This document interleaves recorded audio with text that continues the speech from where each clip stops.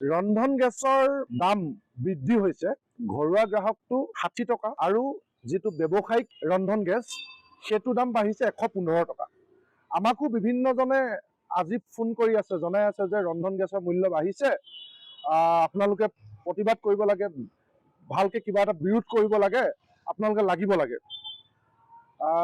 মই তেতিয়া ভাবিছোঁ যে আচলতে ৰন্ধন গেছৰ মূল্য বৃদ্ধি আৰু হ্ৰাস এই বিষয়টো নিয়ন্ত্ৰণ কৰে কেন্দ্ৰীয় চৰকাৰে।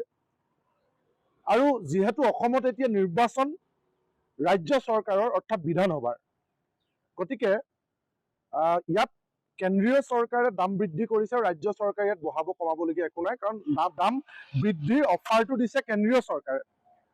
আৰু যদিহে এতিয়া অসমত লোকসভাৰ নিৰ্বাচন থাকিলহেঁতেন তেতিয়াহ'লে কেতিয়াও এই ধৰণে ৰন্ধন গেছৰ মূল্য বৃদ্ধি নহ'লহেঁতেন।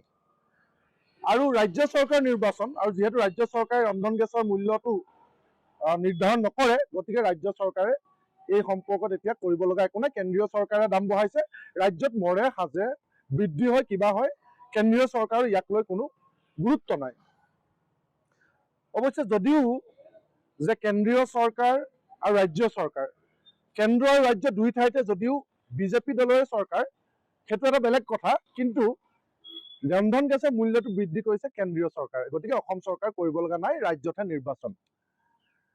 এই সম্পৰ্কত অসম চৰকাৰ কৰিব লগা এটাই আছে, যদি তেওঁলোকে ৰাইজক সকাহ দিওঁ বুলি ভাবে তেতিয়াহ'লে এটা ৰাজসাহায্য প্ৰদান কৰিব লাগিব অসম চৰকাৰে, আৰু ৰাজসাহায্য প্ৰদান কৰি সেই মূল্যটো কম কৰি গ্ৰাহকক যোগান ধৰিব পাৰে। অৱশ্যে সেইটো কৰিলে আজিৰ দিনটোত মই নাজানো যে অসম চৰকাৰৰ ধাৰ কিমান, গতিকে যদি সেইটো কৰিবলৈ যায় তেতিয়াহ'লে নিশ্চিতভাৱে আকৌ অসম চৰকাৰৰ ধাৰ ৰাজসাহায্য দিবলৈ যায় পুনৰ লোন ল'ব লাগিব আৰু অত্যাধিক পৰিমাণৰ ধাৰ বাঢ়িব।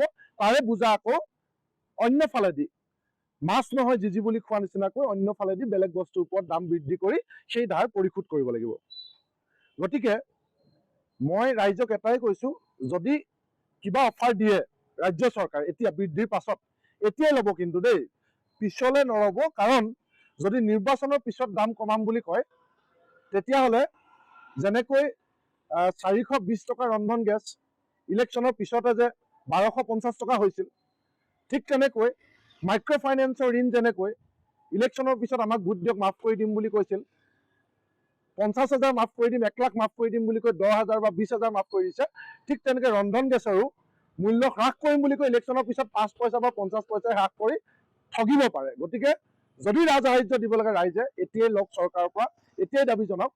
আৰু যদি ইলেকশ্যনৰ পিছলৈ থয় তেতিয়াহ'লে পুনৰ মাইক্ৰ' ফাইনেন্স বা পূৰ্বৰ ৰন্ধন গেছৰ 420 টকাৰ পৰা 1200 টকা হোৱাৰ নিচিনাটো খাটাং।